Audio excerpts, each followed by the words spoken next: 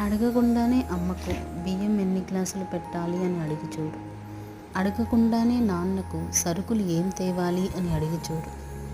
అడగకుండానే తోబుట్టువుకు గాజులు తెస్తున్నా నీ చేతి కొల ఎంతో అని అడిగి చూడు.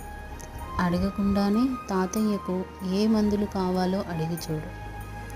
అడగకుండానే వృద్ధ ప్రయాణికుడికి నీ సీటు కావాలేమో అడిగి చూడు. ఎందుకంటే చిన్న చిన్న పనులే అధిక ప్రేమని తెలియచేస్తాయి.